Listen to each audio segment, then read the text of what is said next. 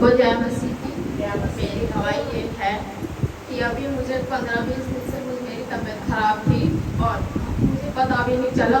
और जब हम चेकअप कराने के लिए गए तो वहाँ पर पता लगा कि मेरे में ब्लड कम है और मुझे टाइफाइड बुखार है और मेरे पेट में दर्द रहता था। और मेरे हस्बैंड बोलते थे कभी तुम्हें एसिड हो रहा हो इसलिए प्रॉब्लम, तो मैं उसकी भी दवाई खाती रहती थी, नहीं पता चला।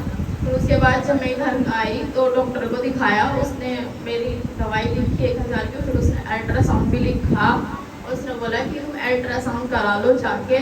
फिर उसके बाद जब अल्ट्रासाउंड कराया तो मेरे पेट में गांठें आई और जब हम दूसरे तो मुझे विश्वास नहीं हुआ कि नहीं ऐसा नहीं हो सकता। फिर हम दूसरी जगह गए तो उस डॉक्टरनी के पास, उसने बोला कि मैं 30-35 हज़ार रुपये लगेंगे और उसमें भी वो मेरी गारंटी नहीं ले रही थी। तो हम घर पर वापस आए, मेरा भाई कहने लगा कोई नहीं करा लो, थोड़े पैसे कम हो जाएंगे। मैंने कहा नहीं, मेरे पास पैसे नहीं है और मेरा विश्वास है कि मेरे साथ मेरा जिंदा खुदा है।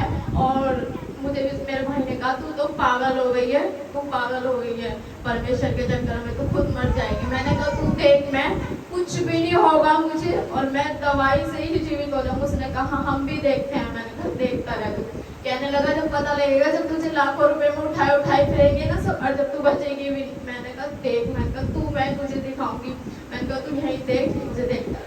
और जब मैंने दवाई खाई कल तो मेरी तबीयत खराब होगी बहुत। फिर मैंने जब भाभी को सिस्टर को कॉल किया, फिर उन्होंने उसके बाद मेरी प्रेयर करी और उसके बाद मुझे जो प्रॉब्लम हो रही थी वो क्लियर हो गई और मेरे पति भी दंग रह गए और मेरा भाई भी।